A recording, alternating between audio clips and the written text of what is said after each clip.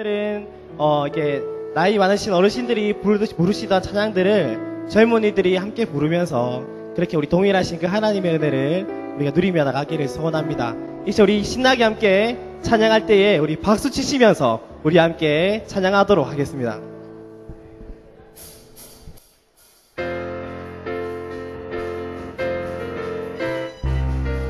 예수님의 사랑, 예수님의 사랑, 신기하고 놀라워. 예수님의 사랑, 신기하고 놀라워. 예수님의 사랑, 신기하고 놀라워. 대신 한 번 더 고백합시다. 예수님의 사랑, 신기하고 놀라워. 예수님의 사랑, 신기하고 놀라워. 예수님의 사랑, 신기하고 놀라워. 대신 예수님의 사랑, 예수님의 사랑, 신기하고 놀라워. 예수님의 사랑, 신기하고 놀라워. 예수님의 사랑, 신기하고 놀라워. 대신사 하늘 그보다 높고 바다 그보다 깊고 우주 그보다 넓은 대신 한 번 더 고백합시다. 예수님의 사랑, 예수님의 사랑, 신기하고 놀라워. 예수님의 사랑, 신기하고 놀라워. 예수님의 사랑, 신기하고 놀라워. 대신사 예수님의 사랑, 예수님의 사랑, 신기하고 놀라워. 예수님의 사랑, 신기하고 놀라워. 예수님의 사랑, 신기하고 놀라워. 대신사 하늘 그보다 높고 그보다 높고 바다 그보다 깊고 우주 그보다 넓은 대신 한 번 더 하늘 그보다 높고 바다 그보다 아멘 우주 그보다 넓은 우리 한 번 더 고백합시다. 예수님의 사랑, 예수님의 사랑, 신기하고 놀라워. 예수님의 사랑, 신기하고 놀라워. 예수님의 사랑, 신기하고 놀라워. 그 시사 하늘 그보다 높고 바다 그보다 깊고 우주 그보다 넓은 한 번 더 고백합시다. 하늘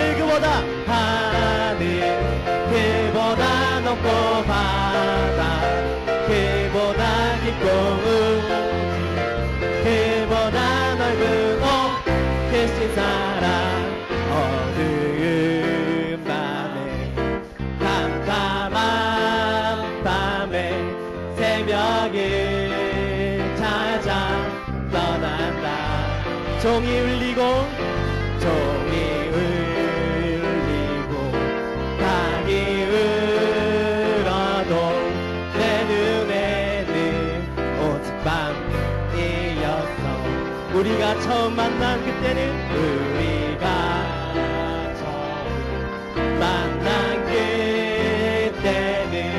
차가운 새벽이었어. 주님만 속에 영영이 있음을 나는 느낄 수가 있어. 함께 고백합시다. 주여 당신께 감사하리라. 실로암 내게 주심을 나의 그 영원한 기쁨 속에서 깨이지 않게 우리 한 번 더 고백합시다. 어두운 밤에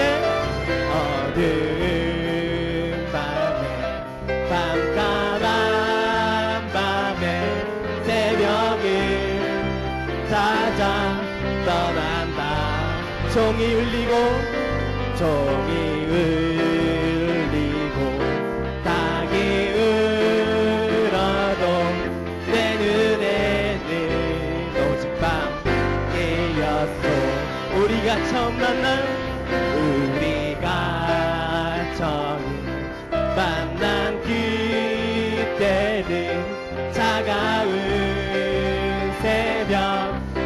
있었소.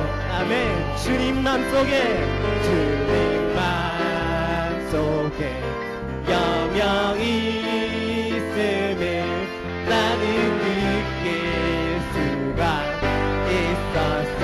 오 주여 당신께, 오 주여 당신께 감사하리라. 실로암 내게 주심이 나에게 영원한 말씀 속에서 깨이지 않게 한 번 더 고백합시다. 어두운 밤에, 깜깜한 밤에 새벽을 찾아 떠난다. 아멘. 종이 울리고 낙이 울어도 내 눈에는 오직 밤이었소. 우리가 처음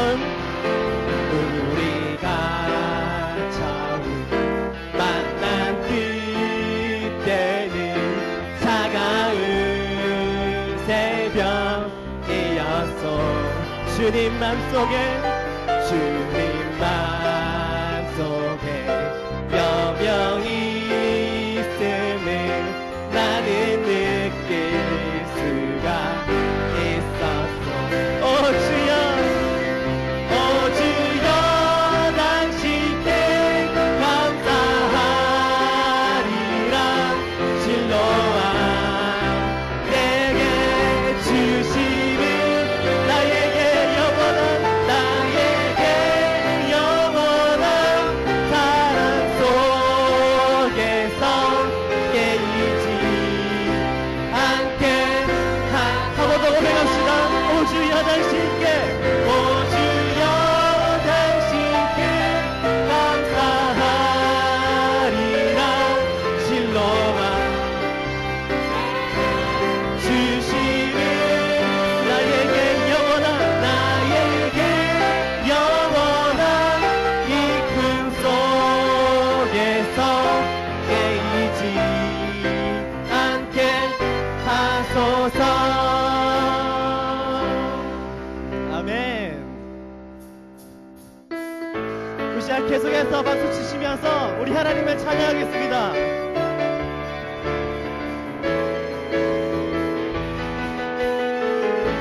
많은 사람들 참된 진리를 모른 채 주님 곁을 떠나갔지만 내가 만난 주님은 참 사랑이었고 진리였고 소망이었소. 우리 다 함께 고백합시다. 난 예수가 좋다오.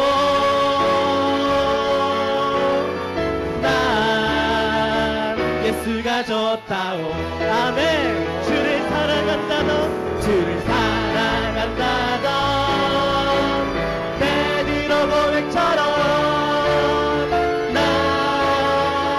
예수를 사랑한다오. 무거운 짐진 자 다 내게로 오라. 내가 너를 쉬게 하리라. 이 길만이 생명의 길, 참 복된 길이라 항상 내게 들려주셨소. 난 예수가 좋다오. 난 예수가 좋다오. 난 예수가 좋다오.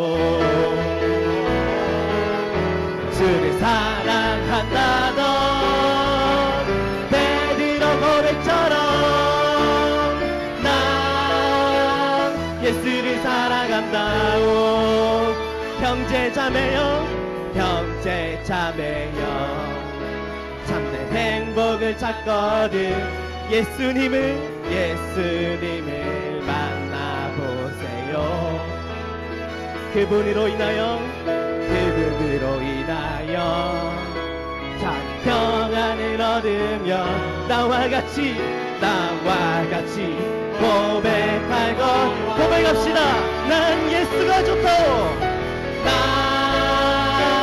예수가 좋다오. 난 예수가 좋다오. 주를 사랑한다던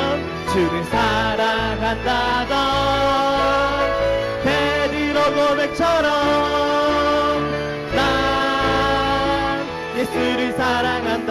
우리 3절 한 번 더 찬양합시다. 형제자매여 참된 행복을 찾거든 예수님을 만나보세요. 그분으로 인하여 참 평안을 얻으며 나와 같이 고백할 거요. 난 예수가 좋다고. 난 예수가 좋다고. 주를 사랑한다던 베드로 고백처럼 난 예수를 사랑한다. 우리 한 번 더 고백합시다. 난 예수가 좋다오. 난 예수가 좋다오. 난 예수가 좋다오. 주를 사랑한다던 베드로 고백처럼 나 예수를 사랑한다오. 아멘. 우리 하나님 앞에 영광의 박수 올려드리며 나갑시다. 아멘.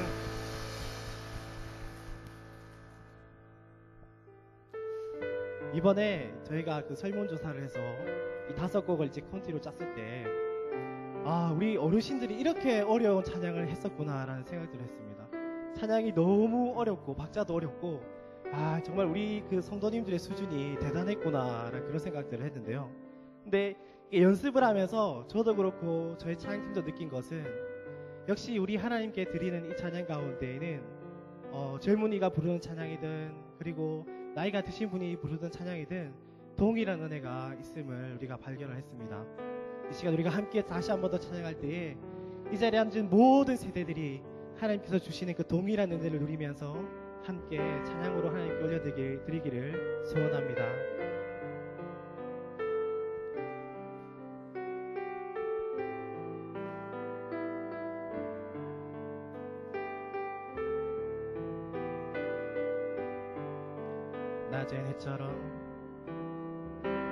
낮의 해처럼 밤의 달처럼 이렇게 살 수 없을까. 욕심도 없이 어두운 세상 비추어 온전히 남을 위해 살듯이 함께 고백합시다. 나의 일생에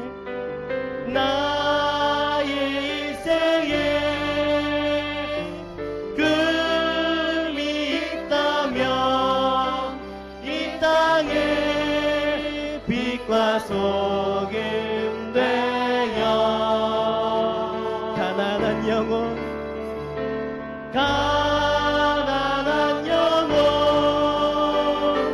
지친 영혼을 주님께 인도하고픈데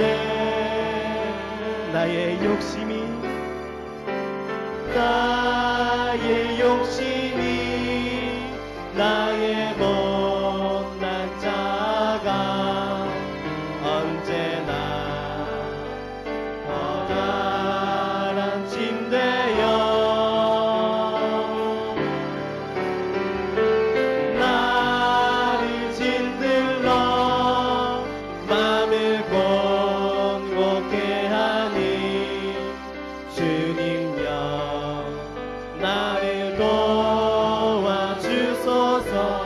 한 번 더 고백합시다.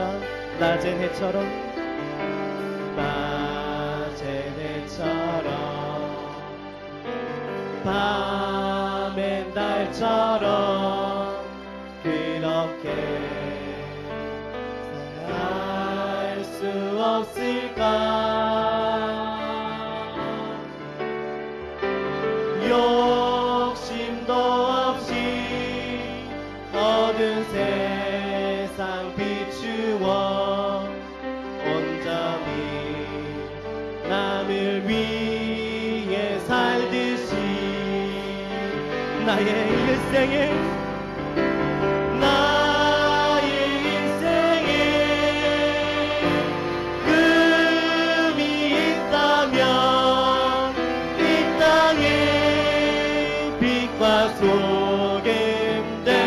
소개되어 가난한 영혼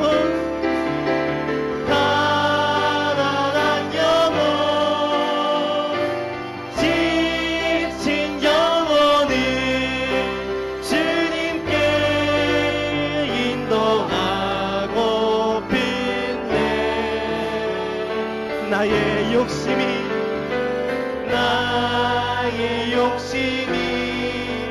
나의 못난 자가 언제나 너만 안심되어 나를 짓눌러 맘을 공고케 하니 주님여 나를 도와주. 우리 한 번 더 고백합시다. 나의 인생에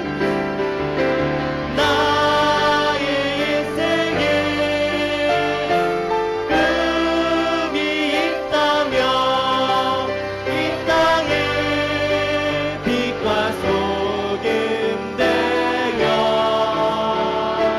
가난한 영혼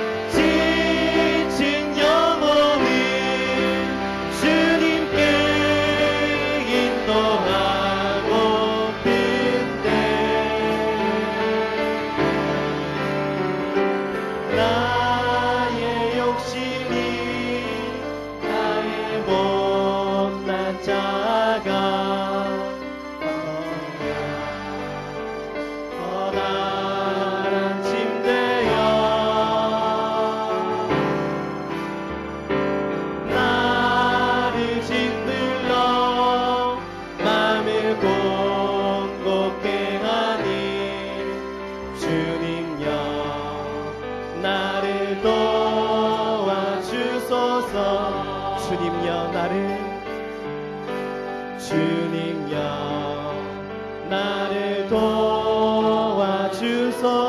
우리 한 번 더 고백합시다. 주님여 나를 도와주소서.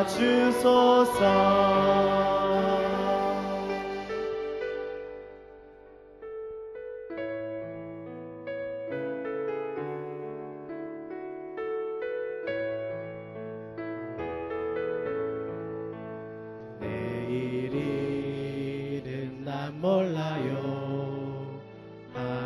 하루하루 살아요.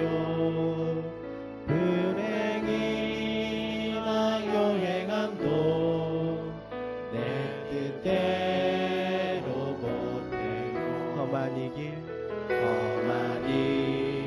길 가고 가도 끝은 없고 보네요. 주님 예수 발레미사 내 손 잡아주소. 내일일은 난 몰라요. 장래일도 몰라요. 아버지여 날 붙드사 평탄하길 주옵소서. 좁은 이 길 진리의 길 주님 가 하신 그의 길 힘이 들고 어려워도 찬송하며 갑니다. 성령이여 성령이여 그 음성을 항상 들려주소서. 내 마음은 정했어요. 변치 말게 하소서. 내일 일은 난 몰라요. 장래일도 몰라요. 아버지여 주신 소명 이루소서. 만왕의 왕 예수께서 이 세상에 오셔서 만 백성을 구속하사 참 구주가 되셨네. 순교자의 본을 받아 나의 믿음 지키고 순교자의 신앙 따라 이 복음을 전하. 불과 같은 성령이여 내 맘에 항상 계셔. 천국 가는 그날까지 주여 지켜. 한 번 더 고백합시다. 내일 일은 난 몰라요. 장래일도 몰라. 아버지여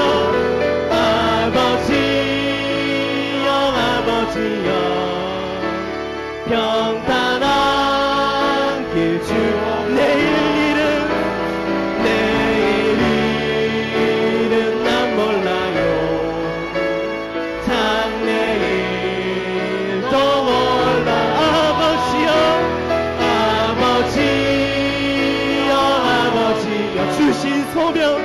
주신 소명이 불과 같은 성령이여 내 맘에 항상 계셔.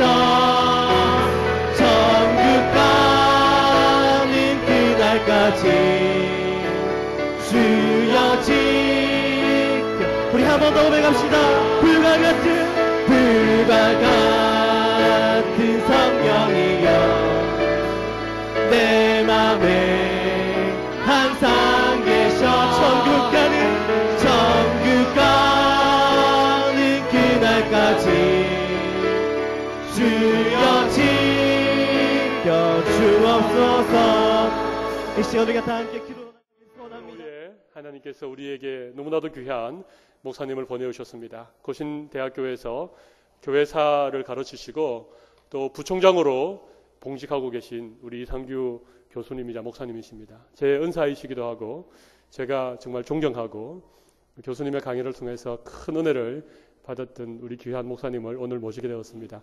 우리 교수님 나오셔서 읽은 본문으로 씨 뿌리는 날들이라는 제목으로 말씀을 전해주실 때에 큰 은혜 받으시고 오늘 귀한 목사님을 우리에게 보내주신 하나님께 영광의 박수, 그 교수님에게는 격려의 박수를 한번 보내드리도록 하겠습니다.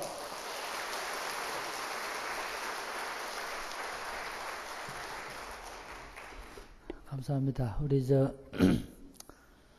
이번에 범창교회가 우리 김철우 목사님을 모셨다는 소식을 듣고 한국에 목사님이 수없이 많이 있는데 어떻게 그렇게 참 귀한 목사님 잘 모셨을까 그런 생각을 했고 한번 와서 또 만났으면 좋겠다 그런 생각을 했는데 이렇게 와서 뵙게 돼서 참 감사합니다. 제가 뒤에 앉아서 찬양하는 것을 보니까 보통 우리 예배 때 그냥 하는 찬송이 아니라 정말 축제 분위기 같은 그런 마음이 들어서 마음이 아주 흐뭇하고 또 이런 일을 통해서 우리 영적으로 좀 변화되고 또 정말 참 신나게 주님을 섬길 수 있는 이런 기회가 아닌가 생각을 했습니다. 찬양 인도하는 학생도 보니까 눈에 익긴 익었는데 참 찬양도 아주 인도를 잘한다는 생각을 했습니다. 고신대 학생입니까? 무슨 과입니까? 국제문화선거죠.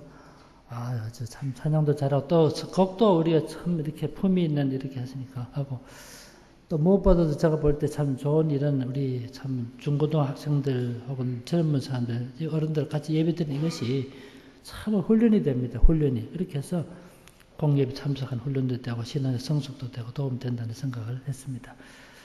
제가 지금은 영도에 살고 있습니다만 한 30년 전 여기 3일교회 있을 때 3일교회 쭉 올라가면 선화여성은 학교가 있어요. 그 학교에 쭉 올라가면 지금은 민주공원에 부리는 그 산비탈에 아파트가 있었습니다. 제가 그 아파트에 살았는데 한 번은 밤에 아파트에서 나와서 지대가 높다 보니까 부산시 야경을 딱 보니까 부산시 야경이 눈앞에 다 들어오는데 사이사이 십자가 보이더라고요. 그러니까 저 혼자 이런 생각을 했습니다. 야, 누가 이 제방에 뒤에 처음 와서 누가 부산에 와서 처음 와서 복음을 전했길래 이 항구도시 부산에 또 기독교가 소개되고 예수 믿는 사람이 생겨나게 되었을까 이런 생각이 들었습니다. 저 고향은 경상북도 영풍군인데 우리 고향에는 제가 초등학교 다닐 때 전기가 없었습니다. 그러니까 밤이 되면 호롱불 켜고 제가 우리 형님이 쓰시던 잉크병을 가지고 냇가로 가서 씻어낸 다음에 반딧불 한 30마리 잡아오니까 반딧불이 번쩍번쩍할 때 구구단도 외우고 숙제도 한 일이 있었어요. 뭐 하기야 제가 초등학교 다닐 때만 하더라도 숙제를 해봐야 지금처럼 이런 숙제는 없었고요. 그때 숙제는 파리 100마리 잡아오기 이런 숙제들. 저는 학교 다닐 때 공부하는 숙제 해본 적이 없습니다. 뭐 파리 100마리 잡아오기. 여름에 산에 송충이 많아가지고 송충이 100마리 잡아오기 뭐 이런 숙제들. 가을에는 농촌에 쥐가 많으니까 쥐꼬리 10개 가져오기.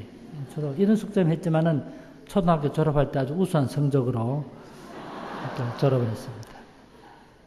전기도 없는 동네 살다가 네온사인 등불이 가득한 항구도시에 십자가 보이니까 제 마음속에 야 누가 이 지방에 제일 처음 와서 복음을 전했을까. 한 가지 호기심 때문에 제가 그날 아파트로 돌아가면서 마음속으로 기도했습니다. 서울을 중심으로 한 중부지방, 평안도를 중심으로 한 관서지방에서 기독교 연원은 이미 연구됐고 또 공부한 사람이 많이 있지만 부산 경남지방 기독교 역사는 연구한 사람이 아무도 없으니까 제가 이 분야를 연구해 보겠습니다. 그렇게 마음을 다짐하고 아파트로 들어갔습니다. 그 후부터 제가 다른 지역 교회에서도 공부했지만 부산 경남지방 기독교 역사를 저 연구하고 자료를 밝혀내고 책도 쓰고 그래서 하다 보니까 제가 한 14년 전에 부산지방 기독교 전례사라는 책을 한 권 쓰게 됐고 또 다른 책도 몇 권 썼습니다. 제가 부족하지만 우리나라 교회사를 공부한 학자도 많이 있지만 제가 아주 중요한 상을 몇 가지 받았는데 그중 한 가지가 우리 유명한 우리 교회 학회에서 주는 학술상을 받았습니다. 그 상을 받은 제일 중요한 이유가 완전히 미개척 분야였던 부산 경남지방 기독교 역사를 밝혀낸 일, 아무도 연구하지 않았던 호주 장로교 한국 선교 역사를 밝혀낸 일, 세 번째로는 한국교회에서 새롭게 해석한 일 세 가지 때문에 제가 상을 받았고 2011년도는 21세기 기독교 문화 대상을 받았는데 학자들의 주는 상으로 제일 많은 상은 1천만 원을 상금으로 받았습니다. 제가 개인적으로 쓰고 싶은 마음이 있었지만 고신대학교 헌납했습니다. 제가 뭐 이런 데 할 생각 안 했는데 하다 보니까 이런 말씀 드렸습니다만 여러분 우리가 살고 있는 이 부산지방에 제일 처음에 누가 와서 복음의 씨를 뿌렸길래 오늘 이 지방 기독교가 생겨나게 되었을까요? 참고로 말씀드리면 우리 만주에서 제일 처음으로 우리말로 성경이 번역됐을 때가 1882년도입니다. 1882년도에 성경 누가복음과 요한복음이 번역됐는데 그때는 우리나라가 기독교 금교, 금지된 종교이기 때문에 선교사 들을 수 없었어요. 그때 만주에 있던 선교사들이 어렵게 한국인을 만났습니다. 의주에 살던 청년이 먹고 살기 어려우니까 목화, 명주, 인삼을 가지고 국경을 넘어 만주를 넘어서 의주를 넘어서 만주를 가서 만주에 가면 조선 사람과 만주 사람 만나서 물물교하는 장소가 있었어요. 그걸 고려문이라고 그러고 한문으로는 우리 학생들 알면 좋아요.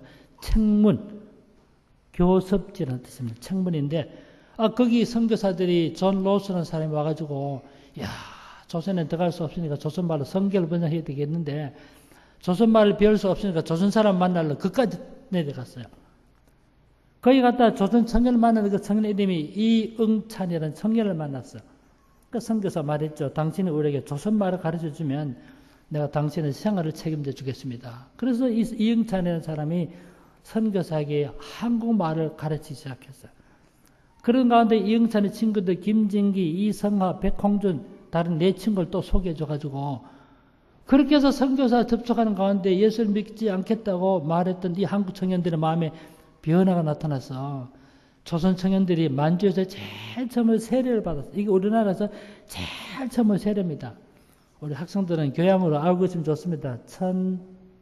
1876년도 한국인 청년 5명이 만주에서 제일 처음으로 세례를 받았어요. 세례 받고는 이 선교사가 한글을 가르치는데 이 선교사들 한글 배워가지고 그렇게 해서 1882년도 제일 처음으로 성경을 우리말로 번역낸 거예요. 이북 청년들에게 한국말 배우다 보니까 그때 성경을 인쇄하기 직전에 성경을 시안본이라 그러는데 시안본에 뭐 이북 사투리 많이 포함되어 있었어요. 사도행전 16장에 보면 주 예수를 믿어라 그리하면 너와 내 집이 구원을 얻으리라 지금 그리 되어 있잖아요. 그때 시안본에 보면요. 주 예수를 믿으시오 그러면 임자와 임자집이 구원을 얻을 것이니라 그렇게 되어 있었다니까요. 하기야 뭐 경상도 사람의 한글 안 배운 거 설만 당해죠. 경상도 사람이 한글 배웠으면 어떻게 됐을까요? 저 생각인데 이건 전체 저 생각인데 아마 경상도 사람이 한글 배웠으면 주 예수를 믿어라 그리하면 너와 너 집구석이 구원을 받을 것이니라 막 이렇게 되지 않았을까 생각해 봤어요. 전라도 사람인데 충청도 사람인데 성경 한글 배웠으면 성경이 지금보다 더 두꺼워졌을 거예요. 이만큼. 실제로 충청도 사는 사람은 경상도 사람들에 비해서 핸드폰 사용 요금이 1.4배 더 나온다요, 사실은. 근데 어떻든 그렇게 해서 1882년도 우리나라 말 성경이 번역되는데, 번역된 성경 가지고 비밀 국경을 넘어온 사람이 백홍준인데, 우리는 한국인으로 제일 처음에 세례받았던 5사람 중에 한 사람이에요. 이걸 국경을 넘어와가지고 성경을 보급하다 체포돼가지고 감옥에 갇혀서 2년 동안 고생하다가 옥사했습니다. 참고로 말씀드리면 그분이 백홍준인데 백홍준의 외손자가 나중에 목사가 돼가지고 그분이 만든 박물관이 숭실대학교 기독교 박물관이에요. 근데 이 성경을 가지고 비밀 국경을 넘어와서 성경을 보급했던 사람이 누구냐면 서상륜이라는 청년입니다. 서상륜은 청년이 번역된 성경을 가지고 국경을 넘어와가지고 의주지방 위험하다 그래서 자기 외각에 있는 황해도 장영군으로 갔어요. 장영군을 가지고 그 성경을 비밀을 나눠줬습니다. 지금은 전도지가 한쪽짜리 이런 데지만 그때는 전도지가요 소책자입니다. 지금은 나눠줘도 잘 받지도 않습니다. 저도 서울 갈 때 부산역에 기차 타러 가면 전도지 나눠주죠. 전도지 나눠줍니까? 천리교서도 나눠주죠. 천리교만 나눠줍니까? 일수 급하게 쓰실 분 뭐 이런 것도만 나눠주잖아요. 사실 받아도 보지도 않습니다. 근데 100년 전에 우리나라 종교가 기했기 때문에 다 받아갔습니다. 가서 설사 안 쓰면 찢어가지고 화장지도 벽지도 쓸 때 아닙니까? 근데 성경을 나눠주는데 설명해준 사람도 없고 설교해준 사람도 없는데 그 성경을 읽고 사람 마음에 변화가 생겨났어요. 그래가지고 사람들 예수 믿는 사람이 생겨나게 된 거예요. 그렇게 해서 우리나라 제일 처음에 교회가 설립되는데 우리 교양으로 알고 있으면 좋습니다. 한국에서 최초의 교회가 황해도 장년군 대구면 송천리에 설립된 송천교회입니다. 한문으로 송천이 소나무 송자 네천자리 이걸 우리말로 풀었으니까 솔례교회예요. 솔례교회 발음하기 어려워가지고 바뀐 것이 소래교회가 된 거예요. 자, 오늘 이야기 나온 김에 말씀드리면 우리나라 최초의 교회가 설립된 그 지역의 면 이름이 들어보세요. 황해도 장년군 대구면 송천리 송천교회인데 어떻게 그런 이름이 생겨났는지 몰라도 우리나라 최초의 교회가 설립된 그 지역의 면 이름이 한문으로 대구면인데 큰 대자 구원할 구자 큰 구원이라는 뜻을 지니고 있어요. 이렇게 해서 이북지방에 기독교가 들어있던 기독교 복음이 싹 들어있던 겁니다. 그러면 남한은 어떻게 합니까? 남한에는 그래서 이 만주에 있던 존 로스 선교사가 생각하기를 안 되겠다. 이북에는 이렇게 복음을 비밀리에 보냈죠. 남한. 그래서 누가복음 3,000권을 찍고 요한복음 3,000권을 찍었는데 그 중에 3분의 1이 누가복음 1,000권과 요한복음 1,000권을 일본 요코하마로 보냈어요. 그 당시 일본 요코하마에 탐슨이라고 하는 스코틀랜드 성서공의 지부장이 있었는데 그 성경을 받아가지고 이 성경을 조선에 가서 비밀히 분별해야 되는데 조선 사람이 성경을 보고받아 체포되면 처벌받으니까 일본 기독교 신문에 광고를 냈습니다. 조선에 가서 성경을 비밀히 보급할 사람을 찾습니다. 봉급 이만큼 주겠습니다. 자, 일본 가서 도산 뒤지다 이 신문 광고를 찾아냈어요. 이야, 120년, 30년이 지났지만 그 일본에서 조선에 복음을 전하겠다는 그 광고를 보는 정말 감격이 가슴 벅찬 감격. 그 신문 광고를 보고 일본에 승하로는 사람 미우라 부부가 봉급을 받고 성경을 보급하기 위해서 일본에서 요코하마를 출발해서 시모노세키를 거쳐서 부산에 들어오던 거예요.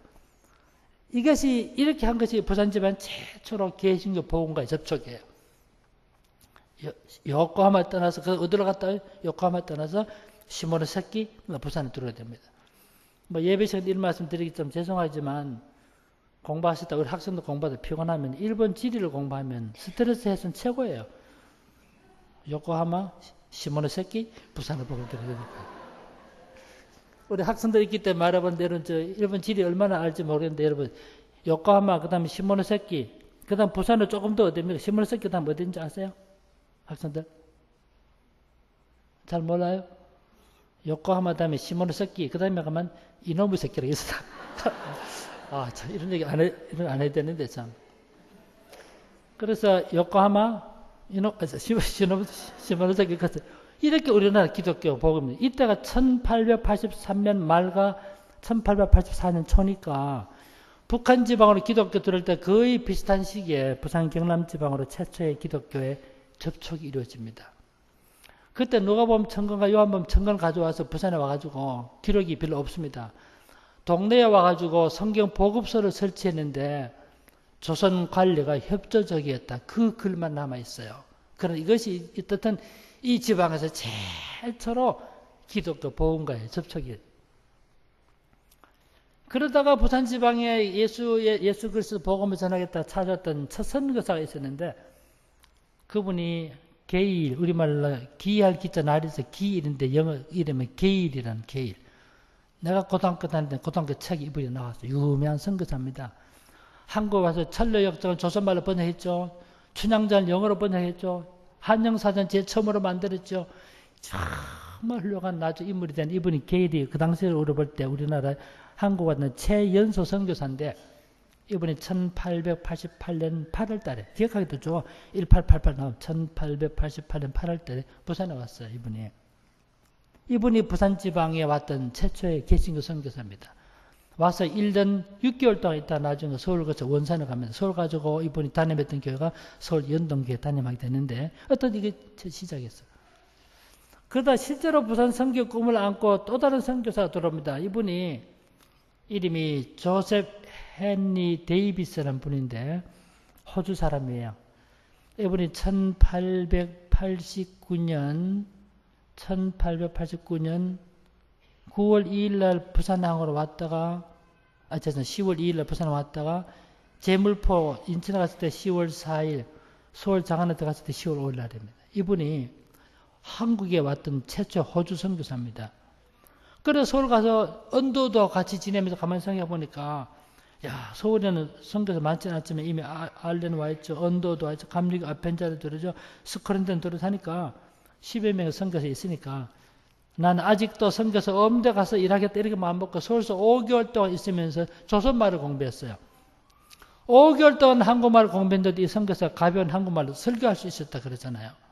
그러니까 이분이 야 이제 내가 서울을 떠나서 남부지방에 가서 부산으로 가야 돼. 그래가지고 정확하게 1890년 3월 14일 날 서울을 출발했어요. 그래가지고 인천, 과천, 수원, 공주, 충청도 또 거쳐서 내려가던 길을 잘못 들어가지고 하동까지 내려갔어요. 그러나 이번에 하동까지 내려가서 안 되겠다 싶어서 다시 길을 거슬러가지고 거창으로 해서 산청, 함안 거쳐서 김해를 거쳐가지고요. 부산에 왔을 때가 1890년 4월 4일 날 부산에 도착했어요. 야, 지금과 다르죠. 지금과 그때 길이 제대로 나 있습니까? 무슨 숙박시설이 있습니까? 부산에 도착했을 때는 이 선교사가 완전 기진맥진한 상태에 있었어요. 이 선교사 일기를 썼어요. 근데 언제까지? 3월 31일까지 일기 쓰고 4월 1일, 2일, 3일, 4일 못 쓰고 4일 부산에 도착한 거예요. 초기 선교사들 남긴 기록에 보면 이런 말이 나와요. 왜 이 조선의 나라는 숙박시설이 이래 없는가? 선교사 스스로 답을 써놨습니다. 조선 사람은 인심이 좋으니까 나그네가 길을 가다가 하룻밤 재워주시오 하면 재워주니까 하기야 없어도 되지. 이런 말이 나와요. 야, 지금은 없어도 될 무슨 사랑 모텔인가 하도 많아서 탈인데 그때는 정말 어려워. 그래 이 선교사 부산에 왔을 때 기지맥지한 상태에 있었잖아요. 여러분 지금 영두산 공원 있지. 영두산 공원 중에 이쪽 이걸 옛날 초랑외관이라 그러는데 이쪽 지방에 있었는데 지금 영주동 가까이에 120년 전에요. 호텔이라 볼 수 있는 일본 호텔이 있었어요. 여기 와 있었어요. 데이비스가. 와 있는데 기지맥지한. 그때 앞서 말씀드린 게일이라는 선교사, 카나다 선교사가 그 당시에 최연소 선교사 마침 부산에 있었어요. 호주 청년 선교사가 이 부산에 도착해서 기지맥진한 하고 있던 소식을 듣고 찾아간 거예요. 찾아가서 보니까 이 호주 청년이 완전히 막 폐렴에다가 천연두가 겹쳐서 4개월 힘들었어요. 예를 영두산 공원 있죠. 영두산 공원에서 5km 이내 지역을 일본인 전관구역이라고 해서 일본인들만 살던 곳입니다. 그래서 대청동, 대창동, 중앙동 지역에 부평동 지역에 일본인 주택이 남아있는 이유가 거기 있어요. 그 120년 전에 그때 일본에 5,000명 살 거기 일본 의사가 있었어요. 자, 이름까지 밝혔네. 기타무라. 일본 의사 기타무라. 이분이 일본의 그 당 해군 군의관 출신인데 그때 벌써 독일 가서 유학했던 일본 의사였어요. 하도 급하니까 이 의사를 모시고 왔습니다. 모시고 와서 진찰을 해보니까 이 호주 청년 데이비스가 폐렴에다 천연두까지 했지만 열이 얼마나 높은지 이 일본의 의사가 독일에서 유학했으니까 영어로 말하면 알아들으니까 호주 선교사 영어는 쓰니까 알아듣는다고 못 알아듣게 하려 일본 독일말로 아마 이 청년이 내일쯤은 죽을 것 같습니다. 근데 호주 청년 데이비스가 멜버른 대학 다닐 때 독일어 공부했어요. 그럼 알아들었어요. 내가 내일은 죽게 되는가 보다. 아픈 중에도. 그래 옆에 있는 게일의 손을 잡고 나라를 위해서 마지막으로 기도 한번 해주십시오. 그래서 게일과 데이비스가 손을 잡고 기도했어요. 그 기도문이 남아있어요. 뭐라고 써있냐면 사는 것이 그리스도이니 죽는 것도 유익하니라. 둘이 기도가 헤어졌습니다. 이튿날이 1890년 4월 5일 그날이 토요일날이었어요. 야, 이런 봄날에 억수같이 비가 내리는 그날인데 부산에 와서 딱 하루를 지내던 데이비스가 34세의 나이로 부산에서 죽어서 사망했어요. 여러분 서울 와서 제일 처음에 죽은 선교사가 닥터 헤론 의사인데 그때 1890년 7월달에 죽었어. 헤론 서울에서. 헤론 의사가 서울에 죽고 나니까 묘지가 없잖아. 그래가지고 정부가 타협해서 그 어떤 땅이 양화진이라는 곳이에요. 서울에 양화진이 외국인 묘지 같은 게 만들었던 동기를 준 것이 서울 와서 죽은 최초의 선교사 헤론 의사의 죽음 때문에 그런 거예요. 양화진 이름도 얼마나 좋아요. 양화진. 버들강아지 논이는 나루터란 뜻 안 해요. 그때는 땅이 별로 안 좋은, 지금 얼마나 좋은 땅이 돼서 땅값 얼마나 좋은 땅이 돼요. 근데 부산에 묘지가 없으니까 게일이 죽은 데이비스 시체를 안고 어디 묻을까 고심하다가 부산 성교 꿈을 안고 와서 이루지 못하고 죽었다고 일부러 부산 아파트 흔히 보이는 곳에 매장한다고 묻었던 곳이 그때는 매복할 때 복병산에 불리던 곳이 지금이 남성 여자 중고등학교 있는 그 운동장 자리예요. 거기 갖다 묻었어요. 그때 산이 있거든. 100년도 120년의 세월이 지났지만 지금도 거기 가서 보세요. 부산 아파트 하나에 보이는데 이 데이비스가 죽었다는 소식을 듣고 호주교회가 큰 충격을 받고 한국에 간 지 6개월, 좀 더 정확하게 말하면 조선 땅을 밟은 지 183일 만에 죽었다는 말을 듣고 호주교회가 큰 충격을 받고 이 젊은이의 이 죽음을 헛되게 할 수 없다. 그래가지고 호주교회가 선교운동이 일어났던 겁니다. 뭐 호주 얘기 다 못해. 그래가지고 호주교회가요 선교운동에는 엄청난 역사가 나타난 겁니다. 선교사 한 사람의 헌신과 희생이 호주교회를 하여금 선교운동을 불러일으켜. 그래서 호주가 나중에 우리나라 선교사 보내기 시작해가지고 해방 전까지 부산지방만 해도 호주 선교사 78명이 왔어요. 해방 이후 일신병원에 왔던 선교까지 합치면요. 해방 이후까지 합치면 호주 선교사 126명이 왔어요. 그렇게 오게 만들었던 사건이 부산에 와서 사망했던 데이비스의 죽음 때문에 그랬던 거예요. 그런데 호주 선교사 데이비스가 부산 와서 죽고 나서 제2전 선교사가 제2전 선교사 1891년 10월 달에 오는데 제2전 선교사 5명이 한꺼번에 나오기 한 달 전에, 그러니까 1891년 9월 달에요. 부산 지방에 또 다른 선교사 왔어요. 그 사람이 미국 북장로교 선교사인 윌리엄 베어드라는 분이에요. 야, 정말 이 윌리엄 베어드, B-A-I-R-D, 우리말로 배위량이라 그럽니다. 자, 근데 이래 말하면 이분이 누군지 모르겠어요. 이분이 나중에요. 1897년도 평양 가서 설립한 학교, 숭실 전문학교 만든 분. 지금 숭실대학교 설립자예요, 그분이. 한국에 과거에 왔던 해방 전까지 1450명 선교사 왔는데 가장 유명한 10명 중 한 명을 꼽을 수 있는 사람이 윌리엄 베어드인데 부산 오지 않았어요. 부산에 와가지고 어디에 오니까 한국 사람들이 집도 안 비어, 채도 안 주죠. 집도 안 팔려 그러죠. 있을 데 없어가지고. 영도전 한진 조선서 있죠. 아세요? 그 뒤편에 이런 얘기 다 옛날에 콜레라 환자들이 많이 생겨. 일본 배가 왔다 갔다 하니까 콜레라 병이 막 들어온다고 거기 콜레라 환자를 위한 집을 지었어. 병원으로. 그걸 한문으로 피병원, 피한다는 뜻이다. 일본인들이 용두산 중심으로 5km 안에 있으니까 자기들로부터 비교적 멀리 뛰어놀라고 거기다 병원을 지는. 거기 환자가 없을 때 그때 배도 거기 와서 살았잖아요. 그래 살다가 어리거리가 땅을 샀습니다. 그 땅을 사가지고 선교사 집을 지은 그 집이 있던 장소가 코모도 호텔 그 자리에요. 코모도 호텔 거기가 선교사 집을 지고 살던 그것도 아닙니까? 지금 메리널 병 넘어가지고 영주도 넘어있죠. 영주 거기 넘어오잖아요. 거기에 땅을 사가 집을 지은 거예요. 거기다가 집을 지을 때 한국에 온 지 얼마 안 되는데도 이 윌리엄 베어드가 이름이 배위량이라고 그랬잖아요. 사랑방을 좀 크게 지었어. 사랑방을. 이걸 영어로 옴니버스 하우스, 동네 사랑방 이름 지어놓고 그때 다방도 없고 뭐 노인정도 없을 때니까 좀 사랑방 크게 지어놓고 동네 노인들 모여와서 담배 피울 수 있는 공간을 만들어줬어요. 그러니까 동네 노인들 와서 담배 피우고 할 때 이 윌리엄 베어드가 한국말도 서툰 사람이 예수 믿어야 삽니다. 설교한 거예요. 그 말 듣고 사람들이 전도를 받고는 그렇게 해서 생겨난 교회가 지금의 초랑교회가 생겨나게 된 거예요. 오늘 할 얘기 많은데 다 못합니다. 이 윌리엄 베어드가 참 훌륭했습니다. 내가 이해 다 못해요. 윌리엄 베어드 거기 있으면서 1년에 7개월 동안은 다니면서 전도, 이거 순회 전도를 그럽니다. 다 전도해서 하동까지 내려가고 이쪽으로는 그 다음에 경산 내륙지만 가서 저희 상주까지 올라가고 영천, 김천까지 다 경주 다니고 울산 다니고 전도했어요. 근데 이 윌리엄 베어드 부인이 말이 일어나. 윌리엄 베어드도 훌륭했죠. 윌리엄 베어드 부인이 있었어요. 부인 이름이 애니 베어드예요. 애니 베어드. 애니콜 할 때 그 애니 아니고요. A-N-N-I-E. 애니 베어드. 우리말로 안엘이다 그래요. 야, 저는 볼 때요. 남편도 훌륭했죠. 이 부인이 애니 베어드인데 이분이 부산에 남편 따라와가지고 있으면서 야, 생각해보니까 자기들은 조선말 모르죠. 이제 겨우 인사말 좀 배우고 있죠. 조선 사람 중에, 부산 사람 중에 영어로 말하는 사람 아무도 없지요. 성경 일부 번역됐지만 성경 가진 사람도 없죠. 갖고 있어봐야 한국말 모르니까 읽지도 못하죠. 정말 이런 때 어떻게 주님 사랑을 읽혀줄까? 어떻게 이런 사람들이 주님 사랑을 읽혀줄까? 그리고 고심하다 애니 베어드 생각했던 것이, 야, 말은 못해도 노래는 부를 수 있으니까 내가 노래를 가르쳐줘야 돼. 그렇게 생각하게 된 거예요. 그래, 이 애니 베어드가요, 사실 한국말도 제대로 모를 때인데 금식하고 철학 기도하면서 생각했던 것이, 야, 조선 사람이 주님 사랑을 읽혀줘야 돼. 그렇게 해서 찬송한 곡을 우리말로 번역했어요.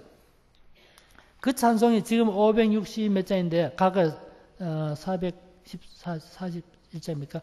예수 사랑하시면 거룩하신 말이었어요. 영어 찬송은 Jesus loves me, this I know, for the Bible tells me so. 미국에서도 유명한 찬송인 이 찬송을 번역한 최초의 인물이 한강 이남에서 최초인, 이북에서 이 찬송 번역한 사람은 펜위겐 카나다 선교사였고 이남에서 제일 처음 번역했어. 저는 지금도 이 찬송 부르면 가슴 묵한 감동이었어요. 예수 사랑하시면 거룩하신 말이었어요.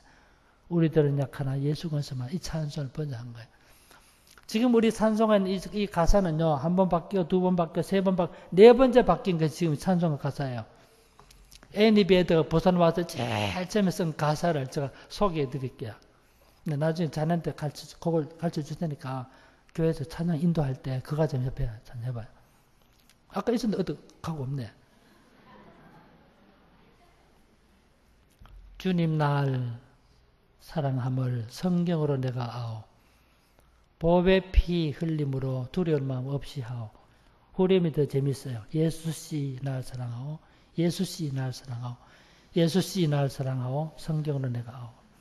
동방예의주국답게 예수씨 다 그랬습니다. 초기에는 선교사도 우리나라 설교할 때도 바울씨, 요한씨, 세례 요한씨, 베드로씨 다 그렇게 설교할 때이기 때문에 찬송도 예수씨 날 사랑하오. 예수씨 날 사랑하오. 예수씨 날 사랑하오. 성경으로 내가 아오. 이 노래 부르는 거예요. 야, 그때 남편 비에드가 일반 요코하마에 가서 풍금을 사가지고 왔어요. 풍금 사서 올 때 어떻게 왔을까요? 요코하마 떠나서 어디로 가서? 시모노세키 거쳐서 들어왔죠. 이 풍금이 부산 경남 지방에 제가 알기로 두 번째 서양식 악기예요. 그 악기를 영주도 생각하면 지금 코모도 때 자리는 거기 악기를 놓고 풍금을 놓고 풍금을 쳤어요. 예수가 누굴 때도 모르는데 주님 날 사랑함을 성경으로 내가 보배 피 흘림으로 두려움 없이 찬송 다 볼 때 그 애들 모아놓고 찬송 가르쳤어요. 그게 오늘의 초랑교회로 발전해가는 시작이 된 거예요. 날씨가 맑고 바다에 파도 없는 날은 그 풍금소리가 영도까지 들리다 그러잖아요. 그때만 해도. 이야, 정말 대단한. 사실 영도에요. 영도에 우리 제일 먼저 설했던 게 제일 영도교회인데 제일 영도교회 종각이 종을 치면 영도시에 다 들렸다 그러죠. 그때. 이렇게 해서 윌리엄 베드 부인도 정말 나중에 윌리엄 베드 부인의 남편 따라 평양 가서 남편이 송실학교 설립했잖아요. 부인이 우리나라에서 제일 처음 교과서 텍스트북을 만든 분이에요. 이분이. 정말 귀한 분이죠. 그런데 부산에 있을 때 이렇게 해서 주님 사랑을 가르쳤고 근데 윌리엄 베드 이야기했고 윌리엄 베드 부인이 얘기했는데 윌리엄 베드 부인의 남동생이 있었어요. 이름이 아담스인데 우리나라 선교사로 나왔습니다. 그러니까 윌리엄 베드의 부인인 애니 베드의 남동생 이름이 아담스인데 한국에 선교사 온 거죠. 그러니까 매형 자형된 윌리엄 베드가 아담스고 이 사람아 처남 아닙니까 처남 이 사람이는 나는 지금 부산에 있으니까 너는 아직까지도 선교사 엄대 가서 일하면 좋겠다. 아담스 물었습니다. 지금 나는 어디로 가서 일하면 좋겠습니까?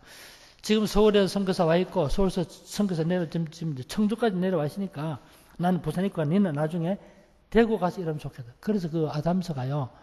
부산에서 2년 동안 있으면 조선말을 공부했어요. 2년 동안. 2년 동안 조선말 공부해서 한국말 어느 정도 하게 되니까 이 아담스를 대구로 본. 그래서 이 아담스가 코모도 때 영주동 아니면 그걸 떠나가지고 지금의 중앙동, 남포동 거쳐서 김해가 그때 김해 다리 없을 때 김해 가서 낙동 가서 배를 타고 청도까지 갔어요. 거기서 내려가지고 다시 말을 타고 대구로 들어간 거예요. 이때가 1897년 이게 대구 지방 최초의 선교사 들어간 날이에요. 그 아담스가 우리말로 안의와 선교사예요. 대구 가지고 자기에게 조선말 가르쳐주는 한국에 서자명을 전도해서 예수 믿게 만들고 그 예수 믿는 몇 사람 생각 그렇게 해서 설립된 교회가 대구 경북지방 최초의 교회인 대구 제일교회를 설립하게 된 거예요. 그런데 아담스 선교사 우리말 안의와 선교사 우리나라 올 때요 3개월 된 아이를 데려왔어요. 3개월 되는. 그 당시 샌프란시스코 배를 타면 한국까지 오는데 1달 반 걸립니다. 그러니까 출발할 때 1달 반밖에 안 된 아이를 데리고 배를 탔다는 뜻입니다. 정말 위험했어요. 그런데 가랍니다. 그 어른이 커가지고 아버지를 이어서 제2대 선교사가 돼요. 그 사람이 안두화 선교사예요. 그 아들이. 그 안두화 선교사가 만든 학교가 계명기독교, 지금 계명대학교가 된 거예요. 그런데 1대 선교사 아담스가 대구 가서 대구 제일교회도 만들고 나서 대구 지방 다니면서 전도했는데 와서 생각해보니까 우리는 복음 전할 때는 부족하죠. 우리가 하면 되지만 환자는 이렇게 많은데 어떻게 그래서 미국 북장로 선교본부에 연락을 해서 선교사 의사 선교사 보내주시오. 그래가지고 대구 지방에 왔던 첫 의사가 영어 이름이 존슨인데 우리말로 장인차 선교사예요. 장인차. 이 장애자 대구 와서 대구 약정골목에 2피지 땅을 사, 그게 병원을 쓰려면 그 병원이 지금의 대구 동산병원으로 발전하고 있는 거예요. 이 장애자 선교사가 대구에 있다가 9년 동안 일하다 안승을 얻다가 자기 나라 갔잖아. 갔다가 안승을 마치고 대구로 다시 나올 때, 야, 대구 지방 이 능금이 있지. 능금 알도 적고 이거 씻어 못 먹겠다. 그래 자기 고향에 사과 나오면 새구를 파가지고 비닐을 봉지 싸 배 타고 그걸 가져왔잖아요. 그걸 가져와가지고 대구 동산병원 지금도 옛날에는 제중원에 부르는 그 마당에 새구를 있으면 그것이 대구 사과의 시작이 된 거예요. 대구 사과. 지금은 마시는 밀양 얼음골 사과, 거창 사과. 자, 대구도 좀 올라가다 거창사 출발해서 위로 올라왔죠. 가서 뭐 대구사가, 하만사가 올라가다 그다음에 안동사가, 예천사가, 제일 맛있는 울고 영주사가 지금 올라가고 있는데 그때 다 대구사가 이렇게 출발. 근데 그 원래 가졌던 어머니 나무 모목에 4대 모목이 지금도 나무 그거 남아 있잖아요. 제가 어떻게 얘기하다 보니까 대구까지 올라갔는데 부산으로 내려갑시다. 부산 지방에 제가 처음에 데이비스가 와서 호주 선교사 죽고 제2진 선교사 오기 한 달 전에 미국 북장로교 선교사 윌리엄 비어드 왔다는 이야기하고 비어드 패밀리 가면 얘기했죠. 네, 조금만 더 얘기할게요. 비어드 선교사 1891년 9월달에 그 다음 한 달 10월달에 호주 선교사 제2진에 왔습니다.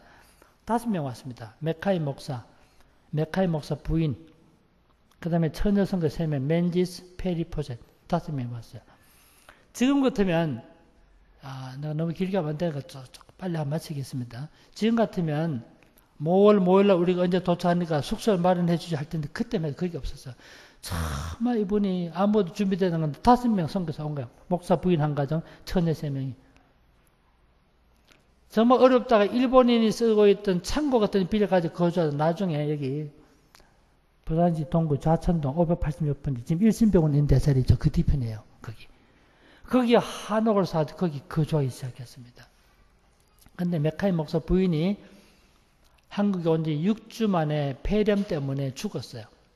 호주 선교사로 2번째 희생돼가지고 데이비스가 묻혔던 복병사에 묻혔죠. 메카이 목사 부인이 죽고 나니까 부인 죽었어요. 처녀 3명은 남았죠. 처녀 3명 중 1명인 포셋 양과 재혼했습니다. 재혼하고도 건강 안 좋아서 호주로 돌아갔어. 처녀 2명 남았죠. 2명. 그중 한 사람이 폐렴 여자는 호주 선교부 정책이 마음에 안 든다 사표는 서울 갔습니다. 남은 사람이 맨지스 유명한 분입니다. 자기 나라에서 자기를 고모로 부리는 그 조카가 호주에서 2차례 수상을 지어서 맨지스 경이라고 그런 가문에 따라하면 벌써 30년 동안 있습니다. 벌써 30년 동안 있었는데 한 번은 자기 처녀 선교사인데요.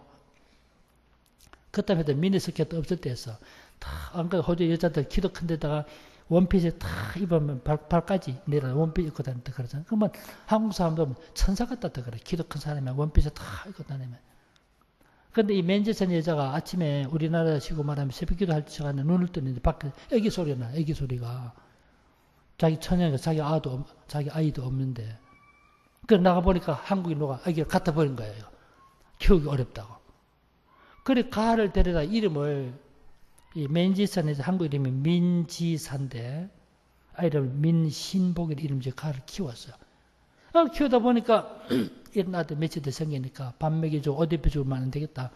학교를 세워야 돼. 그래 아들을 위해서 학교를 세우려면 그 학교가 한강 이남의 최초 여자 학교인 일신여학교 1895년 10월달에 개교했던 한강 이남의 최초 여자 학교는 일신여학교를 개교하는 시작이 된 거 아니에요. 그 일신여학교가 나중에 바뀌어서 지금의 동네 여자 중고등학교 된 거예요. 그게. 그 일신여학교 졸업생들이 김한란 박사, 여자 정치인 했던 박순천, 부산시장 역임했던 양수봉단을 부인 문복수, 독립운동가 박차정, 윤보선 대통령 부인했던 공덕기, 다 이 학교 출신 아닙니까? 한강이라면.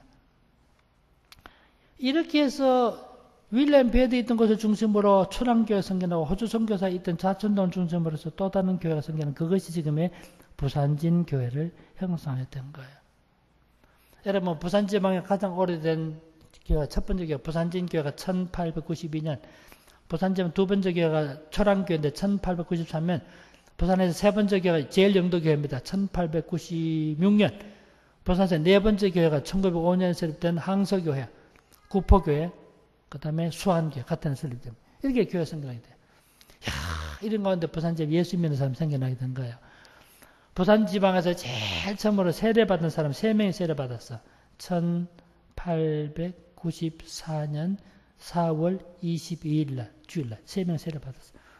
남자 이름이, 세례받은 사람 이름이 심상현. 제가 다 밝혀낸 거죠. 심상현. 여자 2명 제일 처음 세례받은 사람이, 한 사람이 이귀주. 선교사들이 여자를 댄싱걸, 춤추는 여자를 보는 거 아마 기성이었던 것 같아요. 댄싱걸. 이귀주. 부산지방 또 다른 세례받은 사람이 이또년이라는 분입니다. 기억해줘요. 부산지방에 제일 처음 세례받은 사람이 심상현, 이귀주, 이또년. 아마 그 딸이 많았던가 봐요. 야, 이렇게 해서 부산지방에 예수 믿는 사람 생겨나고 복음이 확전돼 가게 된 거죠. 뒤돌아보면 누군가 이것을 복음 씨를 뿌렸는데 다 거절하는 것 같은데 세월이 지나면서 이렇게 복음 씨가 널리 퍼져 오늘의 부산지방에, 지금 부산의 교회가 1780개 교회가 생겨나는 거예요. 씨 뿌리는 수고가 있었기 때문에 세월이 지났는데 오늘 기독교 복음이 형성이 된 겁니다. 네, 조금만 더 이야기하고 마치겠습니다. 우리 이제 성경 이야기도 해야 되는 성경 이야기는 못하더라도 하나만 더 하겠습니다. 제가 여러분들 꼭 말씀드리고 싶은 한 가지 있어요. 이 지방에 선교사가 누가 왔나 어떤 일은 다 말할 수 있는데 정말 중요한 가지는 이 지방에 예수 믿는 사람이 아무도 없을 때 이걸 저걸 못 하면서 예수 믿어 복음 전했던 최초의 한국인 전도자가 누구였을까? 그래서 이 한 가지 호기심을 가지고 저 문화를 다 추적하고 저도 외국에 나가면 사실 관광 별 관심 없습니다. 도서관 찾아다니고 선교사 후손 찾아다니고 선교사 후손 찾아가도 자료는 그냥 안 줘요. 사람은 마찬가지 뭔가 주니까 주더라고. 그래 자료 모아가 취해보니까 부산 경남지방 최초로 한국인으로 복음 전하는 사람 이름을 말하면 고학윤현 청년이에요. 선교사 부산 오니까 한국말 모르죠. 영어 말하는 사람 없죠. 길도 모르죠. 그래서 예수 믿는 사람 아무도 없으니까 의주에 있는 아까 말한 한계도 장영군 대구면 송천리 그 교회 청년 예수 믿는 사람 고학윤을 데려왔어요. 어디 살았냐면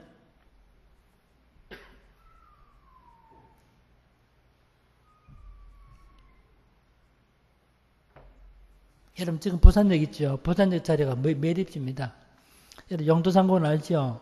옛날 시청자가 용미산입니다. 용두산, 용미산. 그 용면 다 깎아가지고 그래가지고 여기 매운 게 지금 부산역 자리 아닙니까? 그 매울 때 일본 시래가 오이코라는 사람이 자기 돈 많이 투자해서 오이코라를 함으로 쓰면 대창이 돼. 그래서 대창동이 생겨난 거 아닙니까?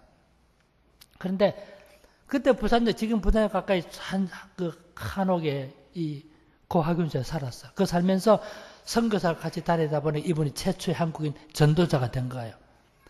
그때만 해도 기독교에 대한 오해가 많았습니다. 기독교에 대해서. 야, 이 조상 제사 안 지내니까 기독교를 가르쳐 어떻게 변하냐면 무하면은 무군 무부의 종교다.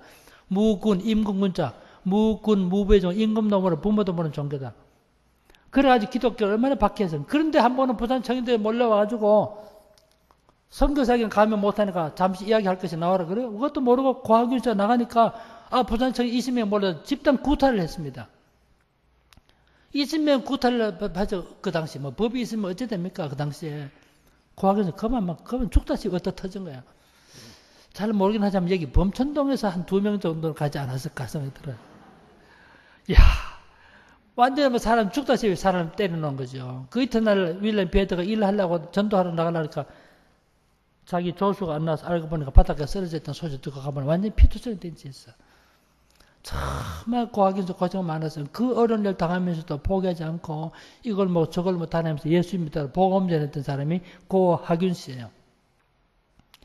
그때는 지금처럼 도시 집중화되어 있지만 여러분 그때서 과거에 여기 고을에 59일 저기 39일 야, 그 뭐가 자전거가 있습니까? 무슨 예약가가 있습니까? 다 그 부산 경남 지방 다니면서 마을 찾아다니면서 예수 믿어 복음 전했던 사람. 복음 전에 누가 밥 한 그릇 대접하면 물 한 그릇 떠준 사람 있습니까? 정말 그분은 헌신적으로 일했던 분이에요. 신명기 5장에 보니까 나를 사랑하고 내 계명을 지키는 자에게는 수천 대까지 이르러 복을 주시겠다 약속했는데 저 혼자 생각으로 그때 복음 전한다고 물 한 컵 대접받은 적 있고 사례금만 받은 적도 없고 밥 한 컵 대접받은 주를 위해 살았는데 하나님께서 그 후손들을 통해서 어떻게 역사하실까 그런 호기심이 생겨가지고 고학윤 씨의 후손을 찾는 작업을 했습니다. 근데 고학윤의 아들이 고명호 있다는 사실을 알게 됐어요. 아버지가 선교사를 조금 일하다 보니까 그 아들이 선교사에 영어를 배웠습니다. 지금은 뭐 영어 잘한다는 거 자랑이 뭐든 그때만 대단. 그 어린아이가 영어를 배운 거예요. 야 대단했죠. 윌리엄 비어드 부인이 오르간 연주하셨잖아요. 풍금을 배웠습니다. 그래 이 어린아이가 커가지고 세브란스 의학 전문학교 입학을 했습니다. 그때. 지금은 한국 대학이 약 350개 대학이 있어요. 그때 우리나라 대학은 두 군데, 서울에 있는 학교, 세브란스 의학 전문학교, 평양에 있는 학교, 숭실 전문학교 두 군데 뿐인데 세브란스 의전에 3회로 입학해서 그 당시 5년도 공부하고 졸업해서 3회로 졸업했어요. 그때 부산 경남지방 인구가 150만 명 될 텐데 한국 의사 단 한 명도 없을 때 부산 경남지방 최초의 전도자는 고학윤 아들 고명호가 의사가 돼서 일생 동안 치료 한 번 못 받는 사람이면 선한 의사가 된 거예요. 그러면 고학윤의 아들 고명호의 아들은 뭐 합니까? 여러분 이 고명호 얘기 조금만 더 하면요. 내가 시간을 줄이려고 뭐 그랬는데 고명호 아들이 나중에 미국과 유학가서 의학 박사학위 받고 서울에 세브란스 의학 전문학교 교수 겸 의학과 과정했어. 그래서 서울 가서 어느 교회 다니냐면 학생 때는 그 정동감리교에서 오르간 연주자였어요. 16살짜리가. 그 나중에는 서울 가서 남대문 교회 남대문 교회 장로가 됐잖아요. 남대문 서울로 가깝습니다. 그 고명호 박사의 자녀 5남매 된 그 중에 둘째 딸이 우리가 잘 아는 고환경입니다. 고환경. 예전에 많은 분은 고환경만 말해도 알 겁니다. 한국 여성으로 제일 처음 박사학위 받은 사람은 김한란 여사고 두 번째로 박사학위 받은 사람은 1934년에 미시간 대학에서 박사학위 받은 고환경 아닙니까? 박사학위 받고 돌아와서 이화여전을 가르치다가 나중에 서울여자대학교 설립하지 않았어요. 그런데 2000년도에 세상 떠났어요. 그분 살아계실 때 내가 서울에 전화했습니다. 내가 부산에 고신대학교 있는 사람인데 내가 교회사를 연구하다 보니까 당신 할아버지가 부산에서 살았다 이야기하니까 그분이 좋아가지고 자기 선대를 알아준다고. 야 우리 할아버지 부산. 네 그렇습니다. 당신의 할아버지는 부산 살았을 정도가 아니고요. 부산 경남지방 예수 믿는 사람 아무도 없을 때 이걸 뭐 저걸 뭐 다니면서 예수 믿다라고 복음 전했던 사람이라고 이야기하니까 그 전화상에 때문에 얼굴을 못 봤죠. 눈물을 글썽여서 하신 말씀이 그 노인이 오늘 우리가 누리는 하나님의 사랑과 축복이 다 우리가 잘해서 그런 줄 알았는데 이 선생님 말씀 듣고 보니 우리 선조가 주를 위해서 헌신하고 희생하고 밥 한 그릇 대접하는 일도 없이 다 사비 써가면서 복음 전하기 때문에 그걸 하나님께서 기억하시고 우리 가문에 주신 하나님의 축복인 걸 알게 되었습니다. 그렇게 하시더라고요. 야, 뒤돌아보면 이 세상에서는 존대받지 못하고 대접받지 못했지만 오직 주님 의지하고 이걸 뭐 저걸 못하네 복음 전했으니까 그걸 하나님께서 기억하시고 후손들에게 위로와 축복을 해주신 거였던 거예요. 뒤돌아보면 오늘의 부산 경남지방교회가 이루게 된 것은 다 씨 뿌린 사람들의 수고 있었기 때문에 그 열매를 받으린 오늘 성경 말씀 이야기했던 시간이 많이 갔기 때문에 그냥 지나가겠습니다. 지금 우리가 사랑의 씨를 뿌리면 나중에 사랑의 열매를 맺고 전도의 씨를 뿌리면 전도 열매를 맺고 기도의 씨를 뿌리면 기도 열매를 맺는 것입니다. 희생의 씨를 뿌리면 희생의 열매를 맺고 봉사의 씨를 뿌리면 봉사의 열매를 맺는 것입니다. 오늘 우리 가족들 다 같이 모였는데 앞으로 10년, 20년, 30년 후, 50년 후 그 이상의 세월을 바라보면서 사랑의 씨를 뿌리고 전도의 씨를 뿌리고 희생의 씨를 뿌릴 때 하나님께서 우리 가운데 크게 역사하실 것입니다. 이 믿음으로 사신 우리 모든 성도가 되시기를 주의 이름으로 축원합니다. 기도합시다. 사랑과 은혜가 충만하신 아버지 하나님, 뒤돌아보면 복음 위해서 헌신하고 남모르는 수고를 감내하며 복음 위해서 살아갔던 수많은 동역자들이 있었기에 오늘의 교회가 된 줄로 믿습니다. 우리 부산 범천교회도 뒤돌아보면 말씀의 사역자들과 우리 권사님, 장로님, 또 성도들의 피와 눈물과 땀이 함께 어우러져서 오늘 이렇게 은혜스럽고 영광스러운 교회로 변모되고 발전한 줄로 믿습니다. 아버지, 우리도 다음 시대를 위해서 사랑의 씨를 뿌리고 전도의 씨를 뿌리고 희생의 씨를 뿌리고 헌신의 씨를 뿌리는 저희들 되게 해 주시옵소서. 우리 주 예수 그리스도의 은혜와 하나님 아버지의 무한하신 사랑과 성령의 교통하심이 함께 머리 숙이는 우리 모든 믿음의 식구들 머리 위에 이제부터 영원토록 함께 계실지어다. 아멘.